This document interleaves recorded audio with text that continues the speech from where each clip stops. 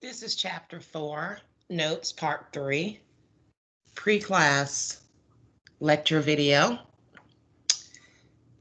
And so we talked in class about greenhouse gases and the fact that greenhouse gases are very important because they help to keep the Earth's temperature warm enough in order to sustain life on Earth as we know it.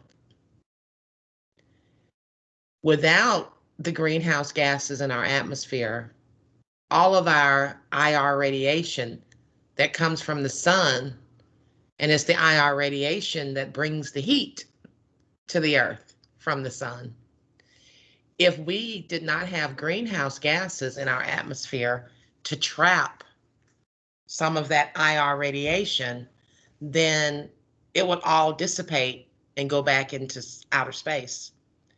And therefore, the Earth's temperature would not be the warm average temperature that we have on Earth today that sustains life on Earth as we know it.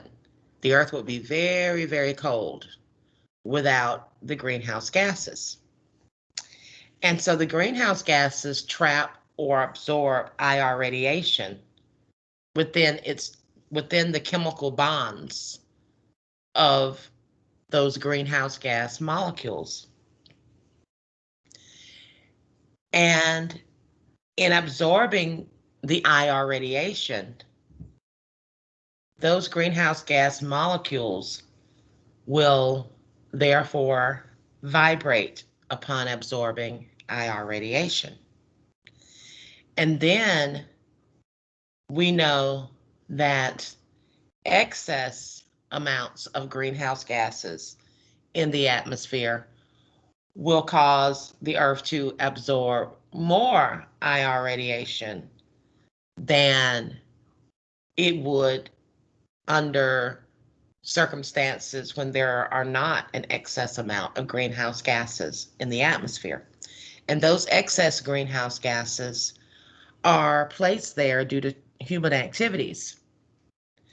Now, the carbon cycle, as we saw earlier in the chapter, gives us the balanced, steady state amount of greenhouse gases in the atmosphere through processes such as photosynthesis and respiration that balance each other, as well as the amount of CO2 exchange that goes on naturally between the atmosphere and the oceans, as well as the different other storage reservoirs for carbon, such as our soil, our carbonate-containing rocks, so on and so forth. And so we'll talk a little bit later about the consequences of what we call the enhanced greenhouse effect, when excess greenhouse gases put into the atmosphere due to human activities of burning fossil fuels and deforestation causes the Earth to trap more IR radiation than it would normally, and therefore causing the Earth's atmosphere to be warmer than it would if those human activities were not taking place. And so, how do the greenhouse gases work? How are they able to absorb IR radiation in the first place? So in other words, what's special about greenhouse gases?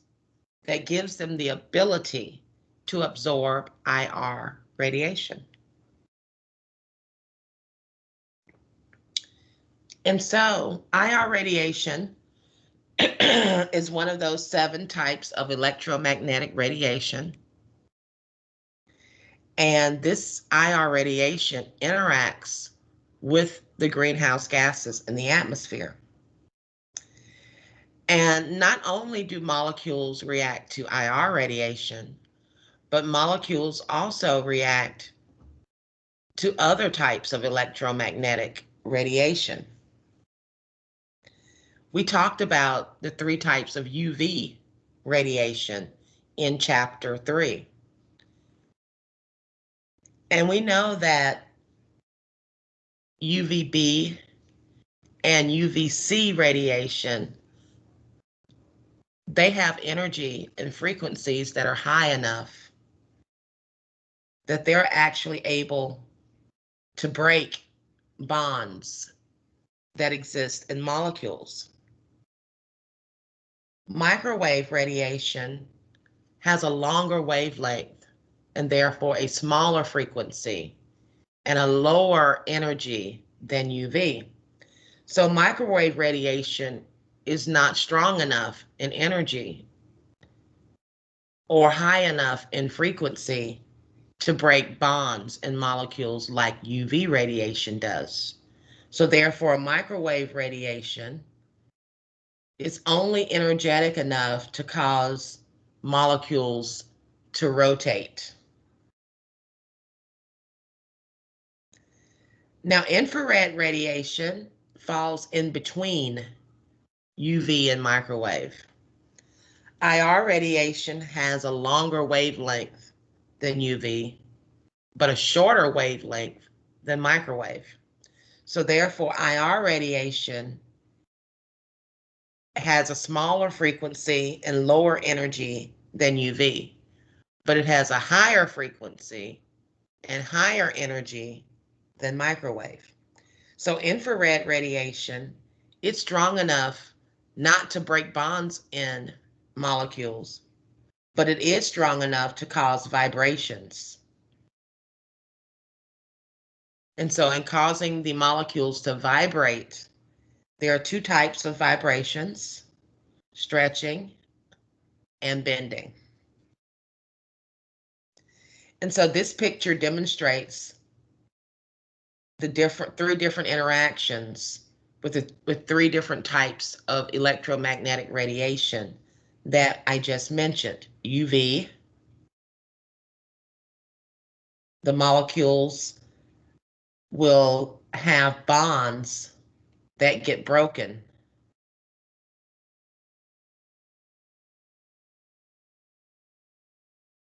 So this, for example, is ozone.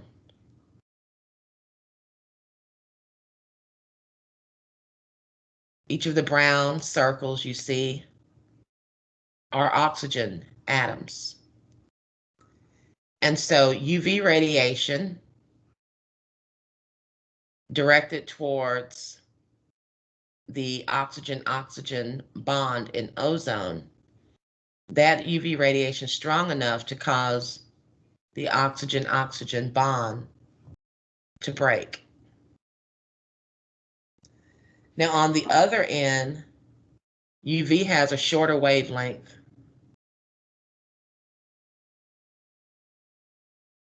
and therefore, by having a shorter wavelength, that means it has a higher frequency and higher energy than microwave. Microwave has the longer wavelength and therefore the smaller frequency and the smaller energy. And so microwave radiation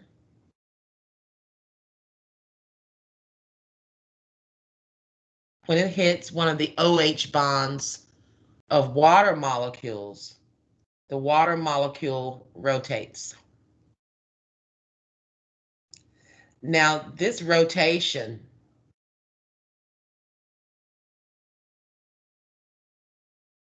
is movement, and so therefore, kinetic energy is a result of the molecules rotating.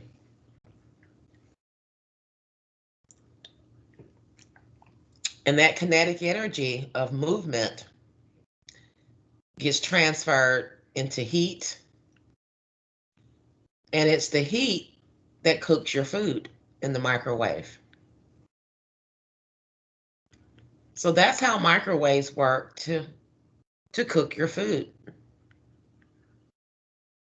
The rotation of the molecules that exist in your food, like water, that rotation produces kinetic energy,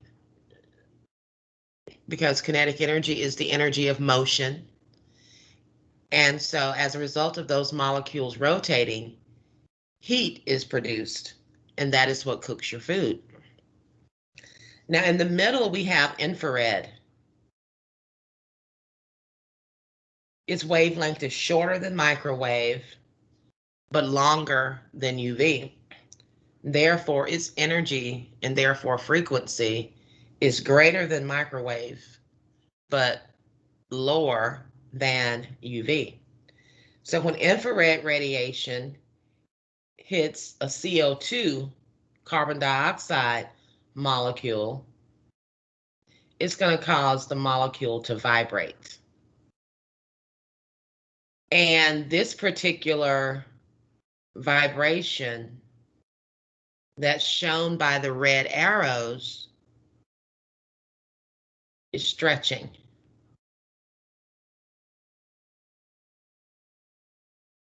So each of the red arrows represents stretching vibrations.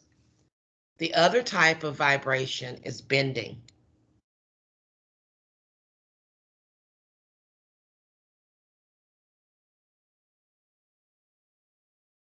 And so stretching and bending are the two types of vibrations. And so the types of vibrations allowed, whether it be stretching or bending, depends on the molecular structure of the molecule.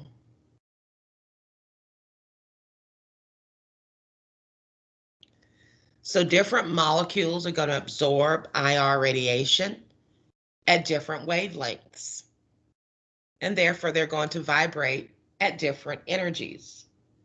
So our two types of vibration, stretching and bending.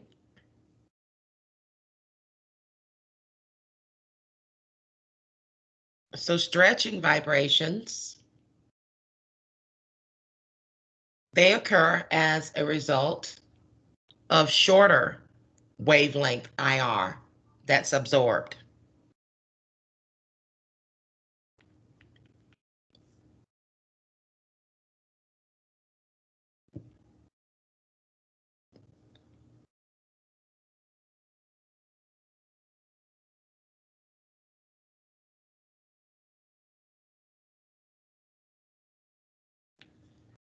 So the shorter the wavelength,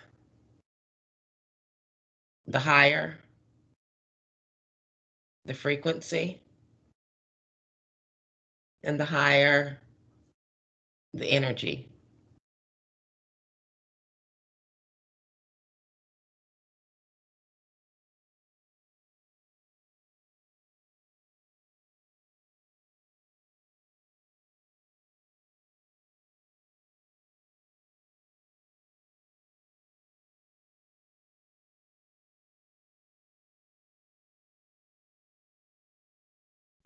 So stretching vibrations occur at, as a result of a molecule absorbing shorter wavelength IR radiation.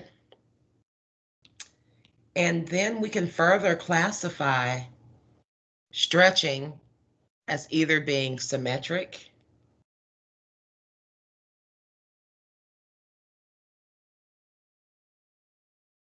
or asymmetric.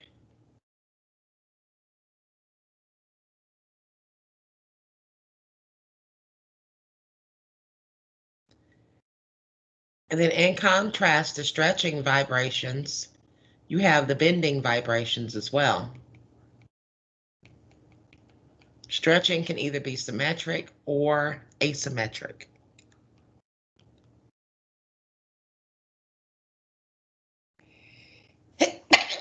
I apologize. I'm having allergy issues, so I may be sneezing and coughing a little bit. I apologize.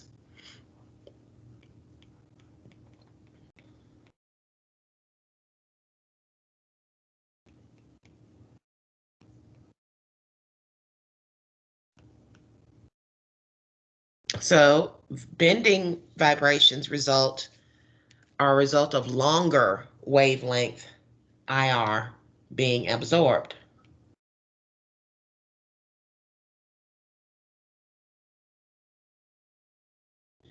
So, if you have longer wavelength, that means you have shorter frequency and therefore lower energy radiation.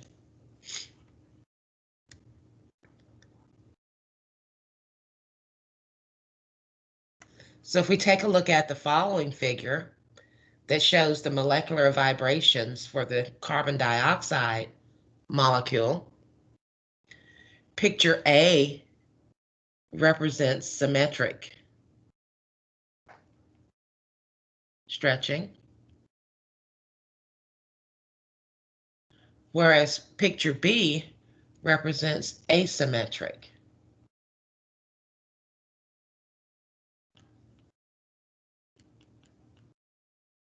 stretching.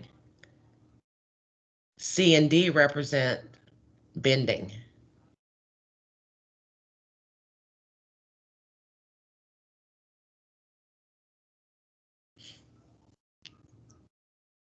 So for carbon dioxide,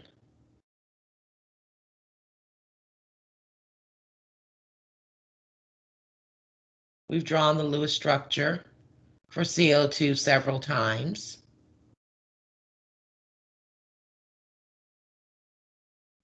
So we know it has linear molecular geometry.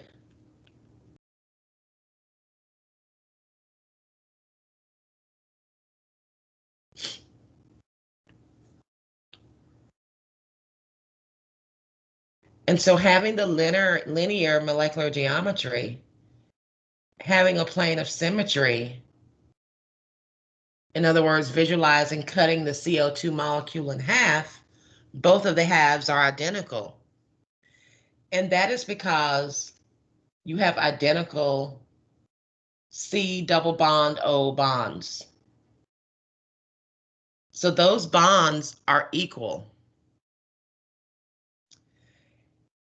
And so therefore, if we do a symmetric stretch, it does not change the dipole of the molecule. So therefore, with CO2, the symmetric stretch, no IR absorption happens.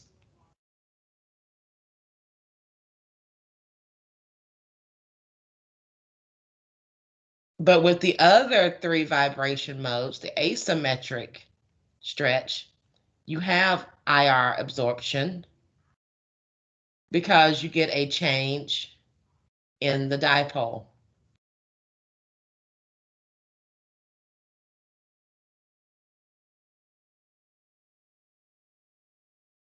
And then both of the bending modes represent IR absorption as well.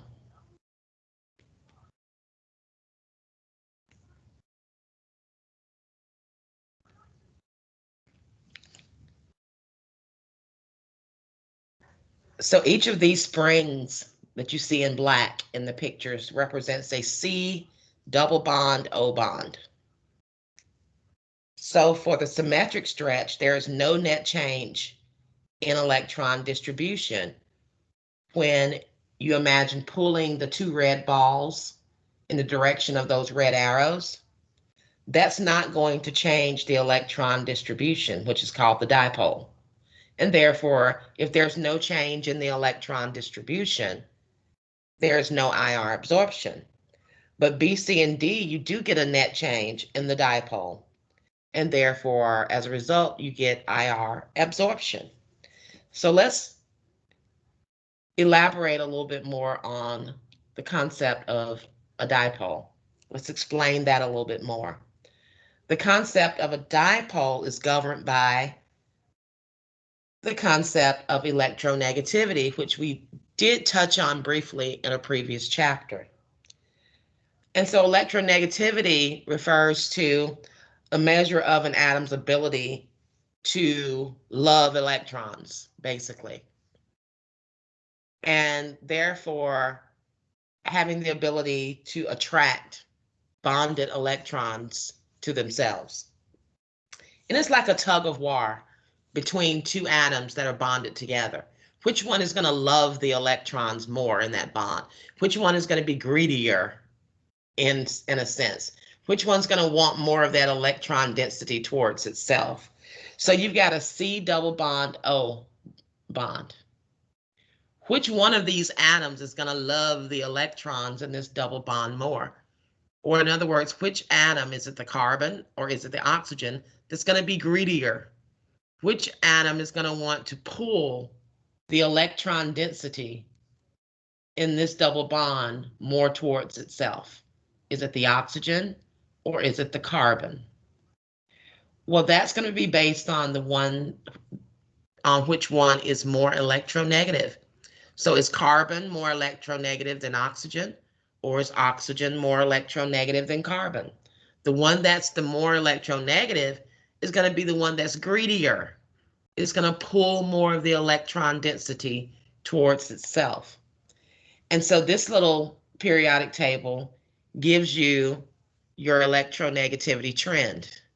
As you go from the bottom left of the periodic table towards the top right of the periodic table, you get increasing electronegativity.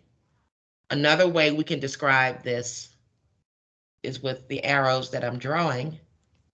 As you go generally from left to right across the periodic table, you have increasing electronegativity. And also as you go from bottom of a column to the top of a column, you get increasing electronegativity.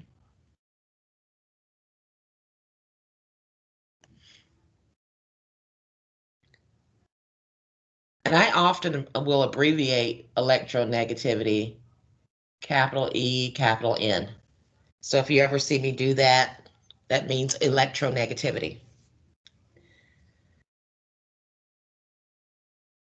And so, based on this trend, oxygen is more electronegative than carbon. So oxygen is going to be greedier. It's going to pull more of the electron density towards itself. So what we do is we draw what's called a dipole. Or we can represent the one that's more electronegative by drawing a symbol. And this is the Greek letter delta, which means partial.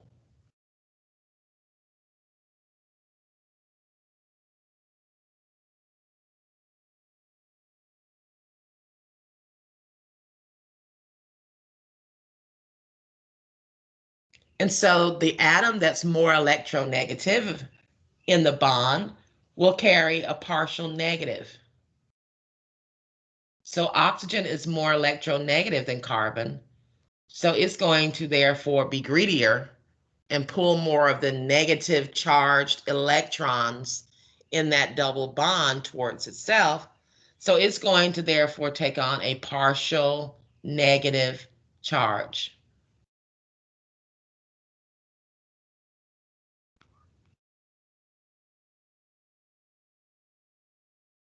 The carbon is the least electronegative atom of the two, so it will carry a partial positive charge.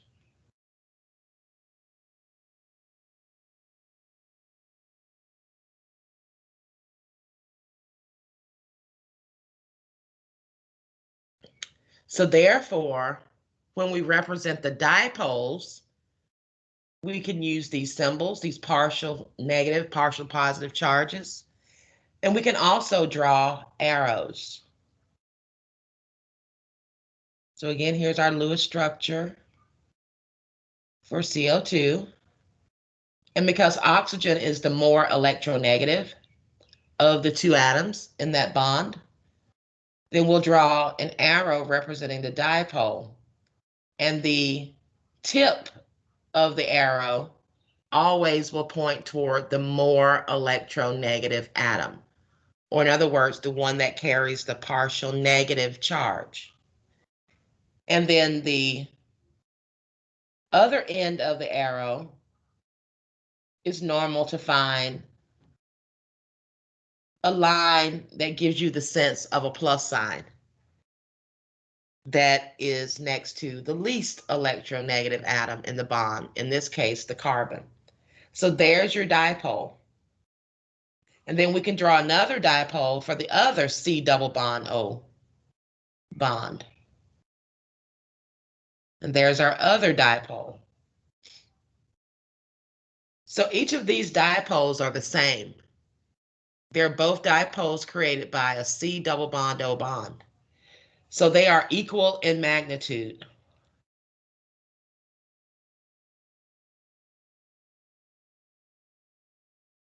But they're going in the opposite direction.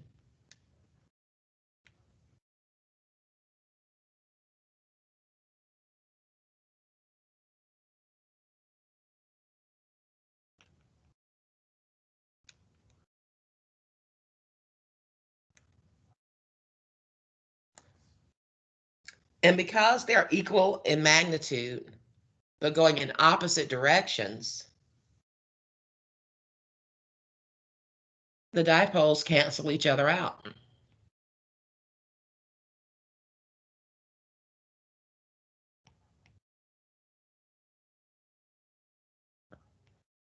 So therefore, there is no net dipole.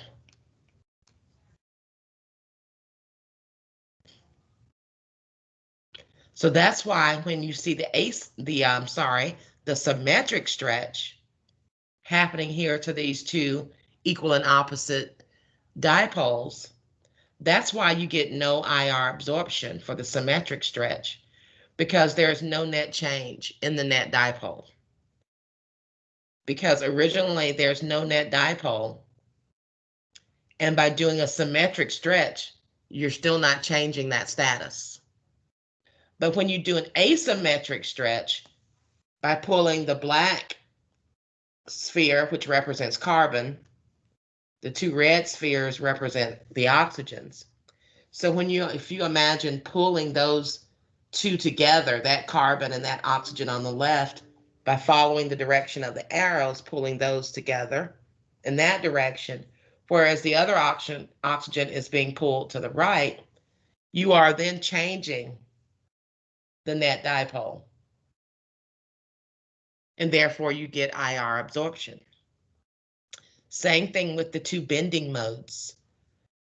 By performing those bending motions, by following the directions of those red arrows, imagine pulling the two red spheres representing the oxygens upward, whereas at the same time, you're pulling that central carbon in a downward direction. That causes a change in the net dipole, and therefore you get IR absorption. Same thing with this other bending motion in panel D. Imagine pulling those atoms in those different directions. You do get a change in the net dipole, and therefore you get IR absorption. The only mode of vibration that does not change the net dipole is the symmetric stretching, because the molecule itself is nonpolar, because it has no net dipole. So remember our shapes lab,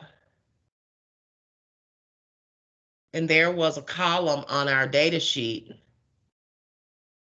to determine whether or not the molecules are polar or nonpolar. This is how you go about determining whether or not the molecule is polar or nonpolar. Is there a net dipole? Do the individual dipoles cancel each other out? If they do, then there's no net dipole and the molecule is nonpolar. CO2 fits that description.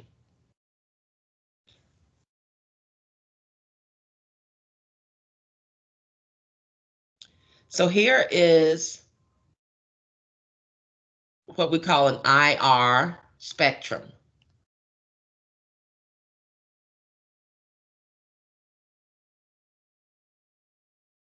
So the first graph is a figure of the IR spectrum for carbon dioxide. And you see two peaks. One peak represents the asymmetric stretching, panel B, and the other peak represents panel C and D, which were bending. Notice that the bending takes place at a wavelength of about, I guess you could estimate this to be, close to about 17 micrometers, whereas the asymmetric stretching occurs at a wavelength of about, if I had to estimate, I'd say about 4.30 micrometers. So the stretching takes place at a smaller wavelength than the bending. That's the key thing you want to remember. So if I gave you this spectrum without these labels, you should be able to tell which peak represents stretching and which peak represents bending. Bending will always occur at the longer wavelength. Stretching will always occur at the shorter wavelength. The next picture is a spectrum for water, H2O. And you see water has more peaks on its spectrum than the CO2 spectrum does. So therefore, at this wavelength here, I guess you can call this about 7.5. This is going to be bending. And then here, I guess you can call this about 2 micrometers. This will represent stretching.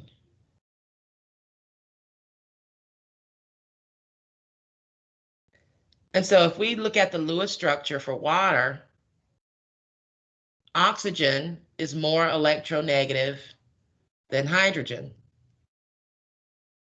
So therefore, we draw our dipoles for the OH bonds. Let me try to draw that straight.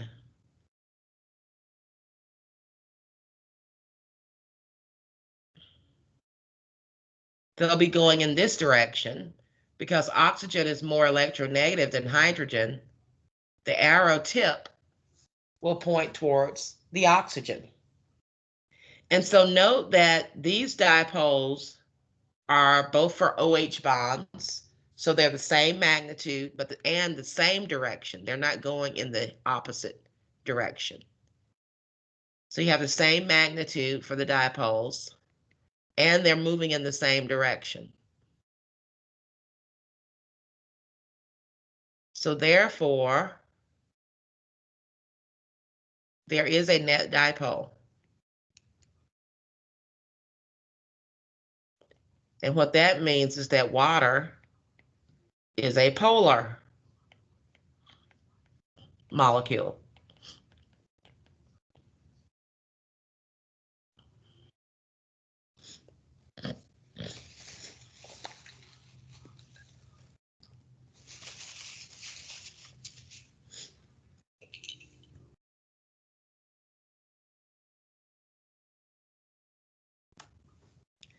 And if we look at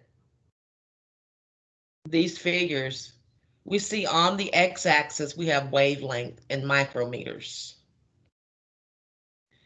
On the y-axis, we have what's called transmittance. For the CO2 spectrum, we have percent transmittance. For the water spectrum, we have relative transmittance, which is just meaning it's a decimal instead of a percent. And we all know we can convert a percent to a decimal just by moving the decimal 2 spaces. So as a percent, the 1 would be 100. The 0.8 would be the 80%, so on and so forth.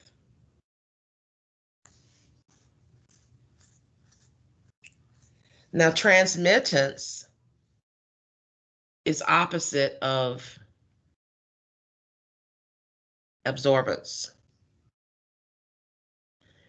So if light does not get absorbed by a substance, that means that the light passes straight on through or is transmitted straight on through that substance. So therefore, transmittance is the opposite of absorbance.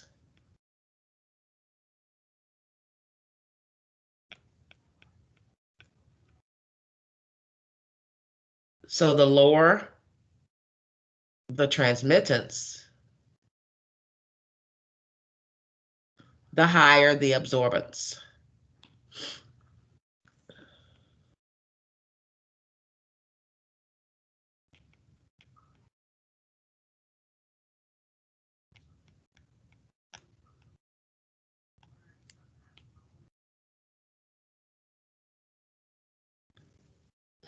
So therefore, you see these little small peaks that have high transmittance, but it's the peaks here that have transmittance of 0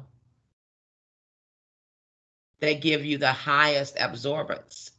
So 0% transmittance means about 100% absorbance.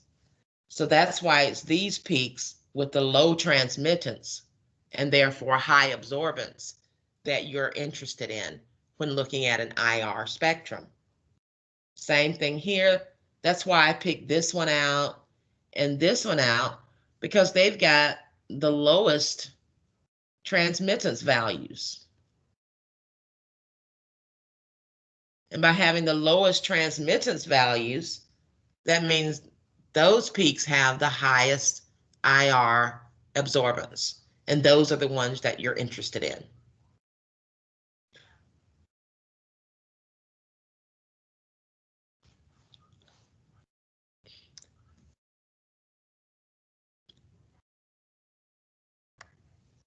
So that's why at about 4.3 micrometers, that's the lower wavelength versus the bending at 17 micrometers. So therefore, this is the longest wavelength, so it has the lower frequency and the lower energy. This absorbance at 4.30 micrometers is the shorter wavelength and therefore the higher frequency and therefore higher energy.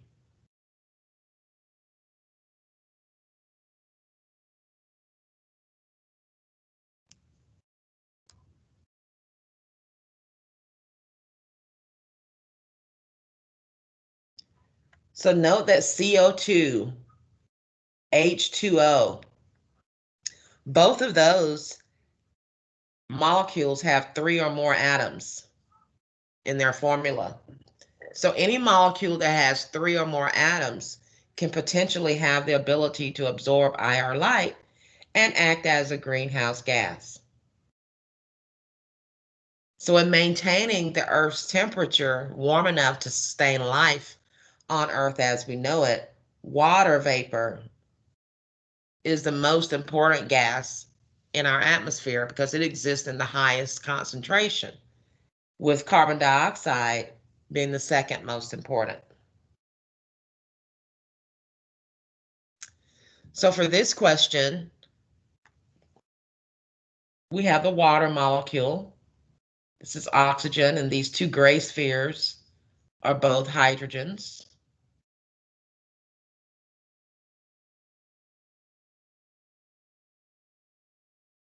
And you have three different modes of vibration shown, which represents or contributes to the greenhouse effect. So this is bending. This is symmetric stretching.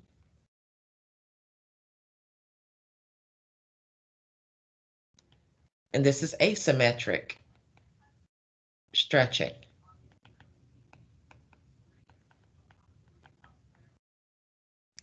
So what we know about water already, it has a bent molecular geometry.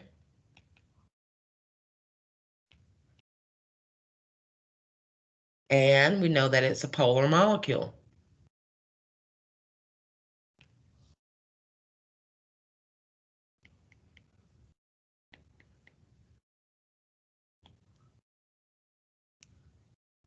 And you got your two dipoles.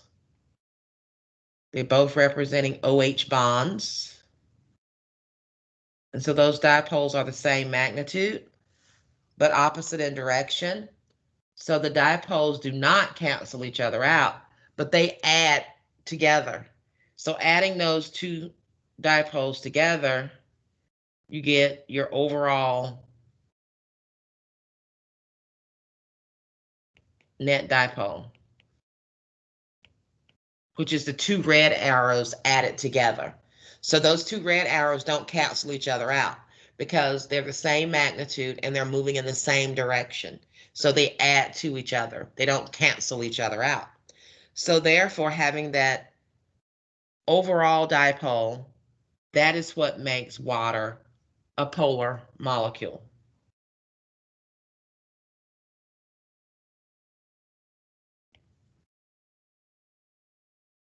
And so the answer to this question, all three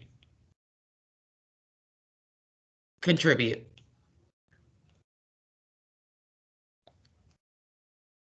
To the greenhouse effect because IR is absorbed by all three of these vibrations.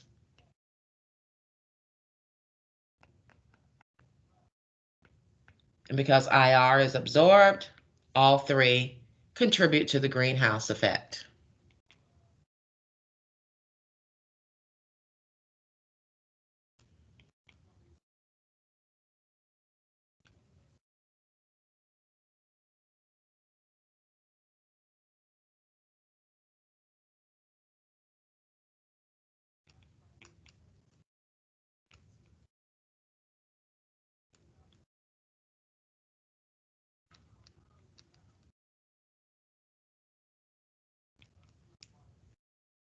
Question 2. For carbon dioxide, the major wavelengths of IR absorption are at about 4.26 micrometers and 15 micrometers. When CO2 absorbs IR radiation at these wavelengths, vibrational motions of the atoms are increased. What is the energy corresponding to each of these IR wavelengths? So energy, if we go back to our equations in chapter 3 relating energy to wavelength and frequency, energy is equal to H times C over wavelength. Energy is also equal to H times the frequency.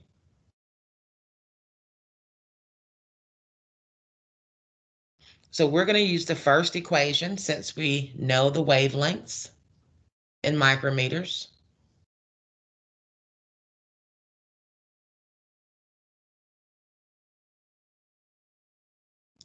H being Planck's constant, 6.626 times 10 to the negative 34 joule seconds. C being the speed of light, 3.00 times 10 to the 8th meters per second. And then the first wavelength is 4.26 micrometers. We see that the seconds cancel, but a meter can't cancel out a micrometer. So you got to do a conversion step. For every 1 meter, there's 1 times 10 to the 6th micrometers. So now the meters cancel and the micrometers cancel. And that last step should be second nature to you by now, to be able to look at that and see that, hey, I've got to do one more step. I've got to do a conversion because a meter can't cancel out a micrometer. So if that's not second nature to you by now, and if it's not second nature for you to actually write out the calculation and not try to do it in your head, then you need to start practicing that. Because if you did not write this calculation down, you would get the wrong answer because you would forget to do this step because you didn't write the problem down and you can't see that you need to do another step. So it's very important not to try to do these calculations in your head by just punching in numbers. You got to write the calculation down and you've got to make all of the units cancel instead of the unit for energy that you want, and that is joules.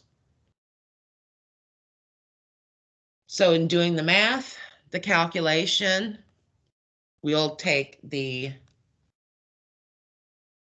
6.626 times 10 to the negative 34, multiply by 3 times 10 to the 8th, multiply by 1 times 10 to the 6th, and then we'll take that result and divide by 4.26. So that gives us 4.67 times 10 to the negative 20 joules. That's for the first wavelength of 4.26 micrometers. For the second wavelength, which is the bending vibration at 15 micrometers, we do the same setup, H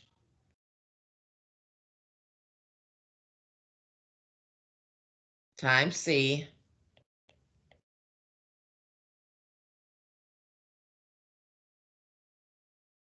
divided by the wavelength. My seconds cancel, but my meter and micrometer can't cancel each other out. Again, I've got to do a conversion step. Now my meters and my micrometers cancel. I do my calculation.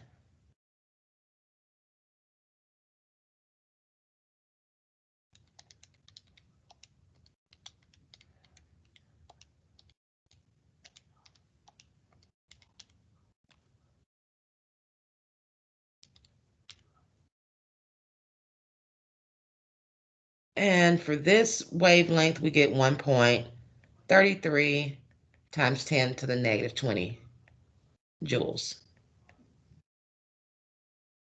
Notice that the longer wavelength has the lower energy.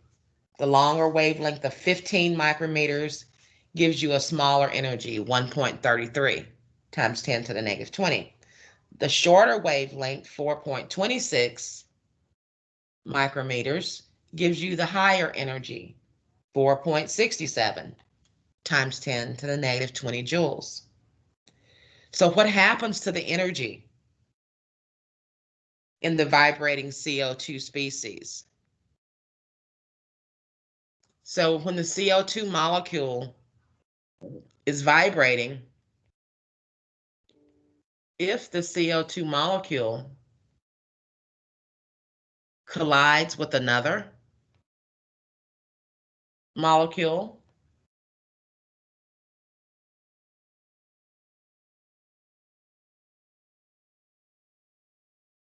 the energy will get transferred to the other molecule.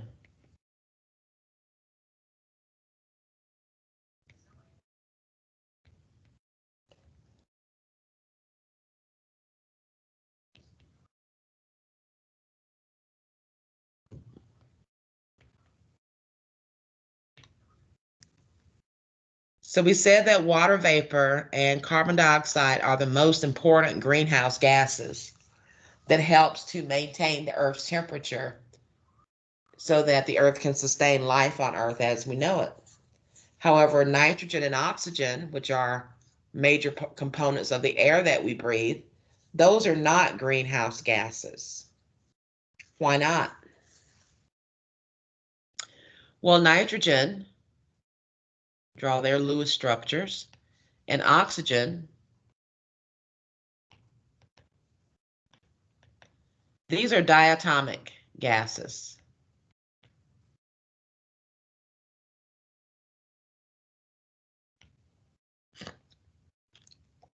And so they have linear molecular geometries.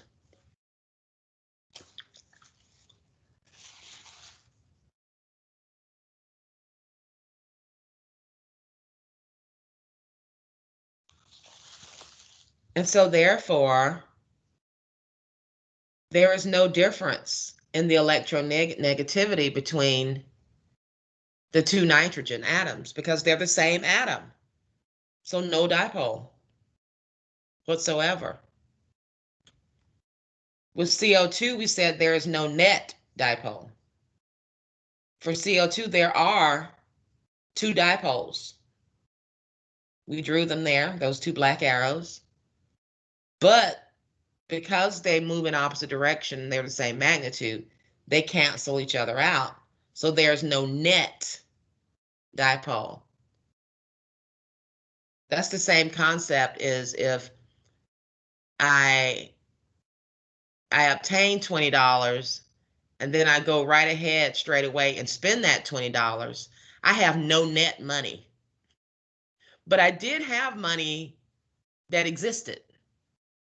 But as soon as it came in, it went back out. It canceled itself out because it got deposited and then in the next breath it got spent. It got withdrawn. So therefore you say I have no net money, but there was money that existed. That's the same concept with the CO2, that yes, there are dipoles in the CO2 molecule, but there is no net dipole because the two individual dipoles cancel each other's effect out because they are equal in magnitude and they move in opposite directions. But with nitrogen and oxygen, there is no dipole, period, because the two atoms that make up the N triple bond and the O double bond, those atoms are the same. So there's no difference in electronegativity. There has to be a difference in the electronegativities of the two atoms in a bond in order for there to be a dipole that exists in the first place. So with oxygen and nitrogen, there is no dipole because the bond is between two of the same types of atoms. And therefore, there's no difference in the electronegativities of those two atoms. So one oxygen atom isn't greedier than the other oxygen atom. So no one of them will pull more electron density towards itself. So therefore, no dipole ever gets established. So these are nonpolar molecules.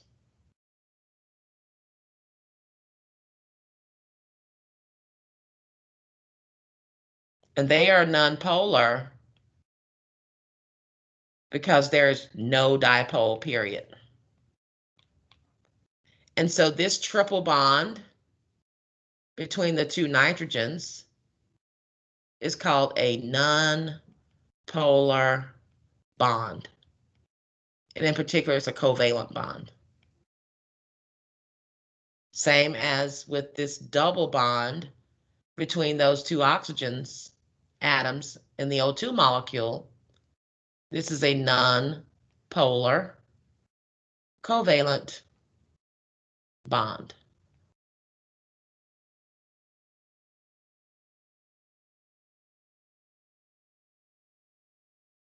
And therefore, that's the only bond that exists in this molecule. So if the bond is nonpolar, then the molecule itself also has to be nonpolar.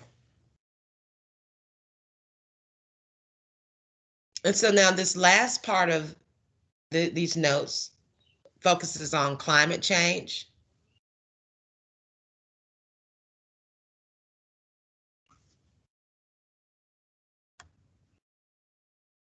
And before we talk about the difference between weather and climate, another thing I want to note about these diatomic gas molecules, N2 and O2, they have linear molecular geometries, and that means the only the only vibration mode that can take place is a symmetric stretch, which results in no IR absorption.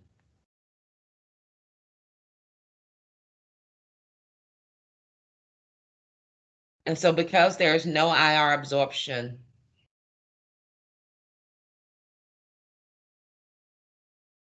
that means that O2 and N2 are not greenhouse gases. And I abbreviate greenhouse gases GHGs.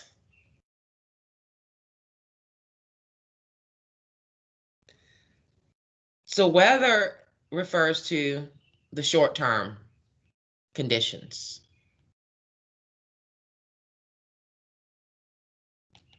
And these, of course, can change on a daily basis.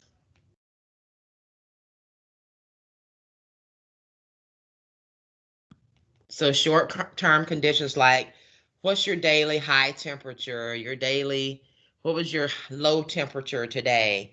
What was the high temperature today? How many inches of rainfall did we get today? What was the average wind speed today? All of those are things that describe weather because it's referring to your daily condition. Climate is a long term.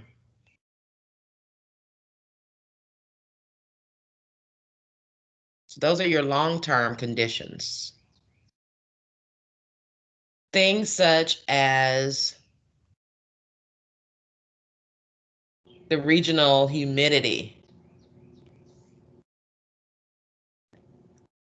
in the month of March,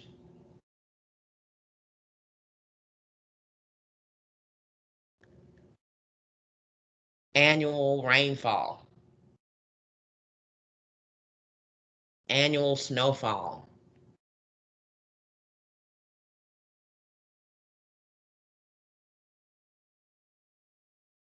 So climate refers to long-term conditions. And so our climate on the Earth has been relatively uniform for the past 10,000 years. However, relatively small changes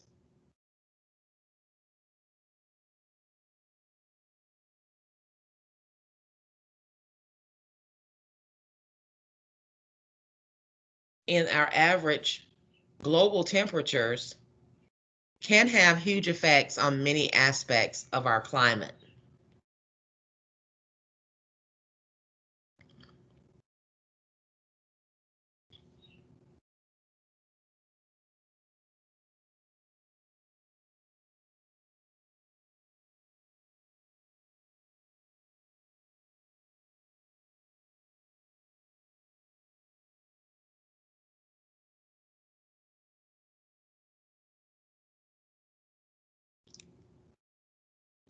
And so this graph gives you the parts per million, ppm, values for carbon dioxide on a year basis, each decade over the past 60 years. So therefore,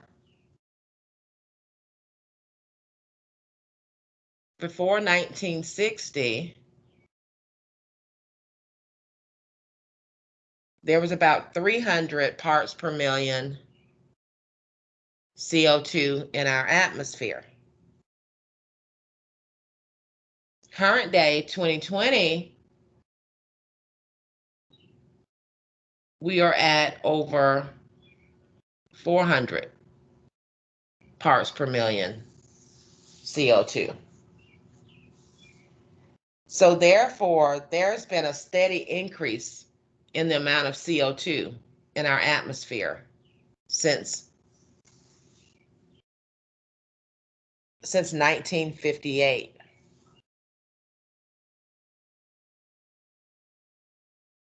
And this data is taken at the Mauna Loa station in Hawaii.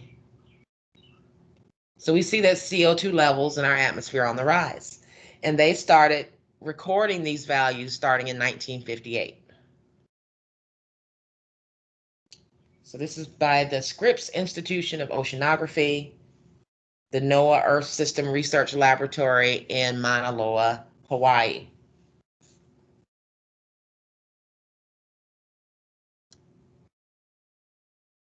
And so one way in which atmospheric CO2 levels are measured is by using ice cores. So they do ice core drilling. So inside the ice cores in the Arctic, you have microscopic air bubbles in these ice core samples. And trapped inside of these air bubbles, of course, is carbon dioxide gas. So therefore, in drilling and obtaining an ice core sample, the very top of the ice core sample is going to represent current day conditions. And as you go down to the bottom of an ice core sample, the further you go towards the bottom of that ice core sample, you're going back in time. So therefore, they can measure the current day amount of CO2 trapped in the ice versus the amount of CO2 that got trapped in that frozen ice thousands of years ago. And so they're able to therefore be able to track the changes in greenhouse gas concentrations over time. And so on the x-axis, thousands of years ago, with 0 being the current, your current time, and then going back 200, 400, 600, 800,000 years by using the data from the ice core samples. And so here, our current level is about 410 parts per million of CO2. Whereas 400,000 years ago, for example, we were at about 280 parts per million. So a significant increase in CO2.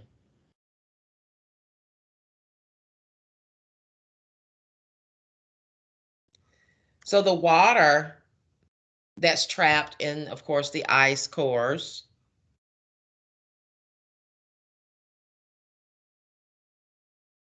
that water has 2 types of hydrogen atoms.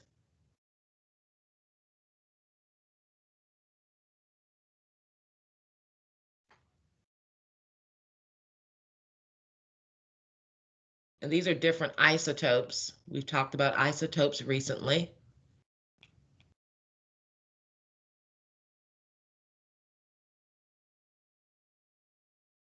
And so you can have your regular H2O,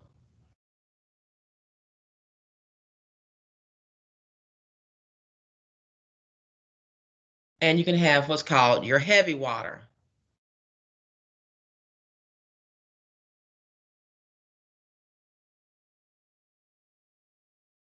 Hydrogen is atomic number 1. It has 1 proton, 1 electron, and 0 neutrons.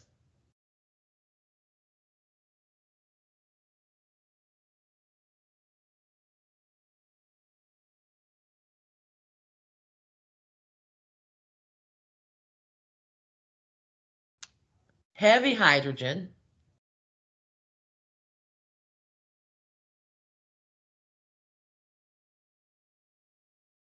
consists of one proton, it's still hydrogen, one electron, and one neutron. And that existence of a neutron is what makes it heavier. And so water that contains heavy hydrogen is called heavy water.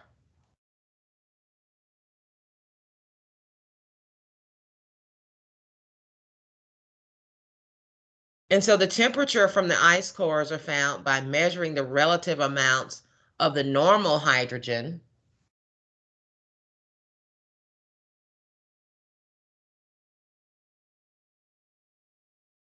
and the heavy hydrogen.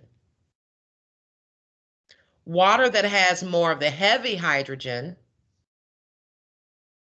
will condense to form snow at higher temperatures.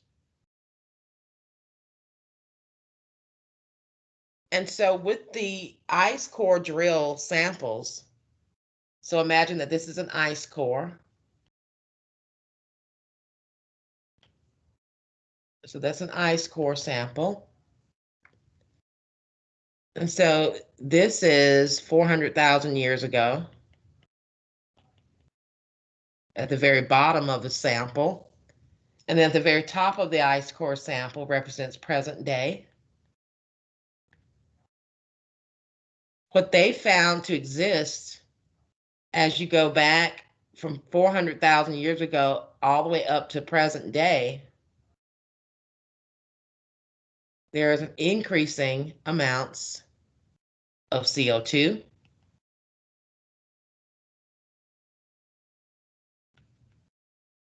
and heavy hydrogen, and therefore heavy water.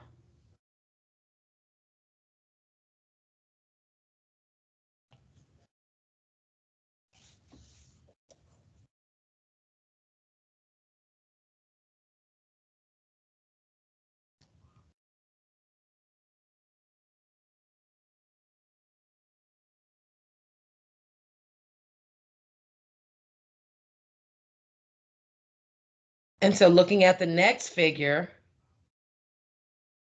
we see there's a direct correlation between increasing concentration of CO2 and global temperature. So the concentration of CO2 is shown as the blue trace. We're currently over 400 ppm. 400,000 years ago, that's relatively where we were. And then the red graph represents temperature. And so increases in CO2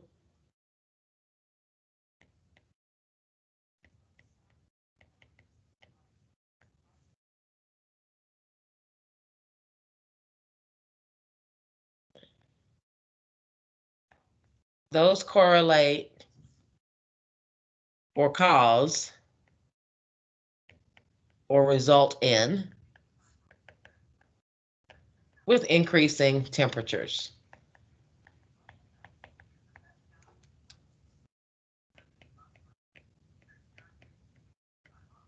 Because CO2 is a greenhouse gas, so the more CO2 we have in the atmosphere that we're putting in the atmosphere due to human activities of burning fossil fuels, that's going to correlate with increasing global temperatures. And so this graph here, we've got the CO2 concentration in parts per million. We see a steady increase in it as we move from 1960 to 2020. And then this next graph is for methane, CH4, in parts per billion. Methane is also a greenhouse gas, and we've seen a steady increase in methane concentration as we go from 1980 to 2020. And then this graph here on bottom is for another greenhouse gas, a secondary air pollutant also, N2O in parts per billion. And it's been monitored since the year 2000. So we've been monitoring CO2 since 1958. But we didn't start monitoring the other greenhouse gases like methane. We started around 1980, but N2O, we didn't start monitoring that until around 2000. And we can see over the past 20 years, there's been a steady increase in the amount of N2O in our atmosphere as well. So not only has there been a steady increase in the amount of CO2, but there's been a steady increase in the amounts of some other greenhouse gases like methane and N2O as well. So the IPCC, the Intergovernmental Panel on Climate Change, is an organization that recognized the problem of potential climate change.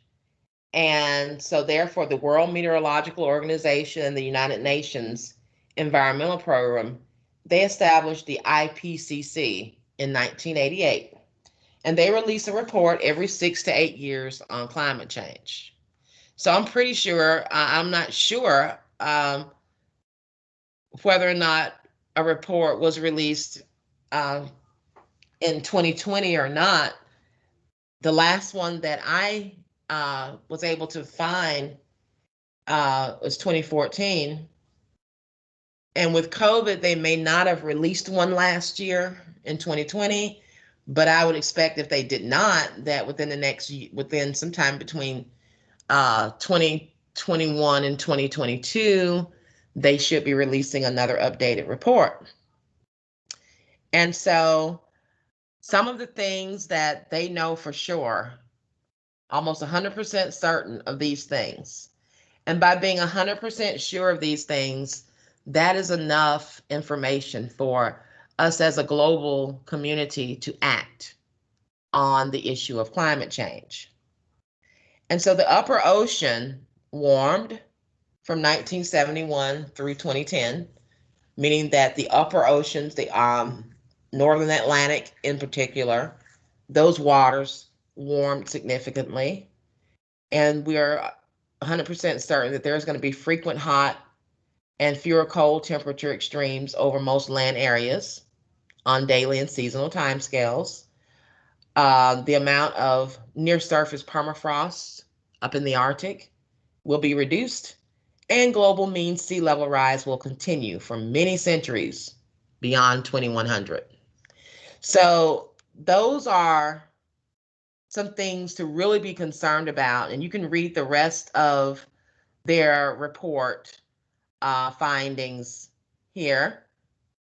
And so I say anything that we're almost 90% certain of, that is a reason to be concerned and a reason to act.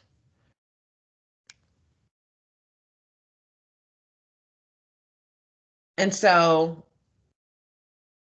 our future, where we talk about year-round sea ice in the Arctic, is declining at a rate of 9% per decade. That is something to be very concerned with, because with coastal areas of the world, and that's where the majority of people actually live, is along coastal areas, that's going to mean some mass flooding is in our future. That could mean that most of Florida may be underwater 100 years from now. So, and other coastal areas, major cities, major economic cities such as New York City, London, you have to worry about Hong Kong, Tokyo. I mean, you can go on and on. All these major cities that are major economic players in the world, Los Angeles, San Francisco, they're all coastal cities. And so if our major economic centers are underwater, then we're all in trouble.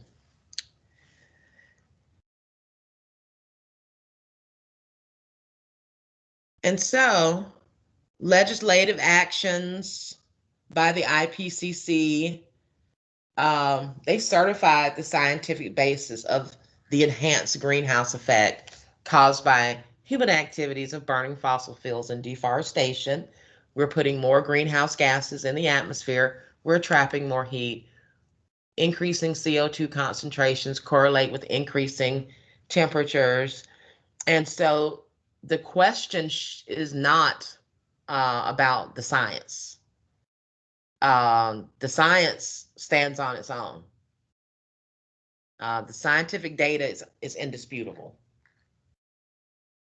that there has been an increase in CO2 concentrations over the past 60 years. No one can deny that data is true.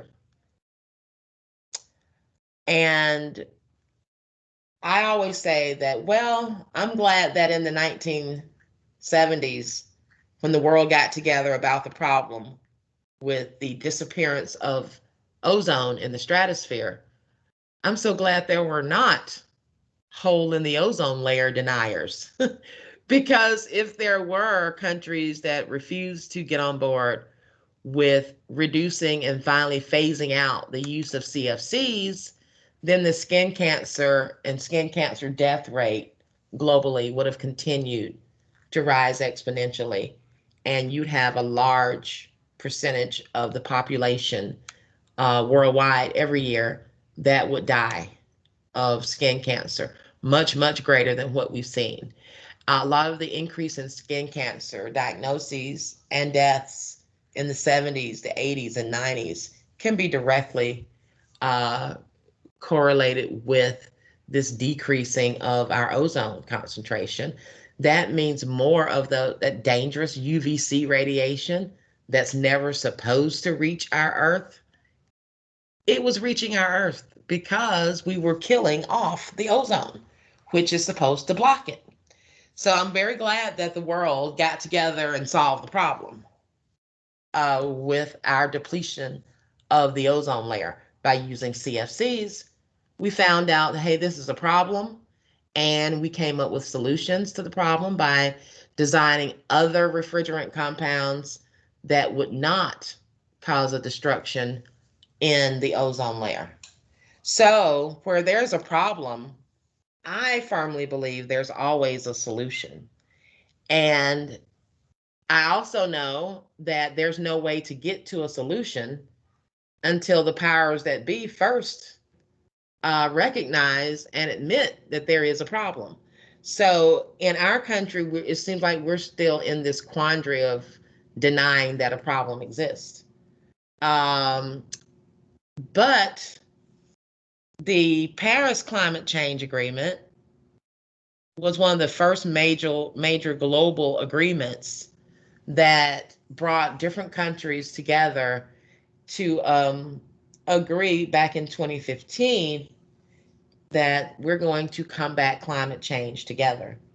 And we're going to intensify and accelerate our actions and investments that are needed for a sustainable, low carbon future. That's the only way we're going to reduce the concentration of CO2 in the atmosphere, is to reduce the amount of CO2 that we're emitting into the atmosphere. Just like the only way to stop these chlorine radicals from destroying our ozone, well, we need to stop putting those CFC compounds up into the atmosphere that contain chlorine, and therefore produce chlorine radicals that go on to react with and deplete the ozone. So until we stopped doing what we were doing, the ozone layer didn't start recovering. And even though the ozone layer has been recovering, it's still going to take until the year 2070 for us to get to the ozone concentrations that we had back in 1950. So the longer we wait to do something about a problem, the longer it's going to take the Earth to heal from that problem. So here's a link to the Paris Climate Change Agreement if you want to read up more about it. I'm not sure if the United States has become active again in implementing the provisions of the Paris Climate Change Agreement, because we were in the accord, and then we were taken out of the Paris Climate Change Accord. And then I know it's been announced recently that we're getting back in, but as of yet, I'm pretty sure there hasn't been time with everything else that's going on for us to become active again with the Paris Climate Change Agreement. But the rest of the world never turned away from it. So it's time for us to start doing our part in and coming up with some better solutions. There are many things that we can do. And there are many companies working on technologies and techniques to do things like sequester the CO2 or trapping the CO2, things of that nature, by preventing it from getting up into the stratosphere in the first place. So there are always going to be problems. And the key thing is coming together and agreeing that, hey, we've got a problem here. And then number two is, okay, let's figure out some solutions to the problem. And so that brings me to the end of part 3, pre-class lecture.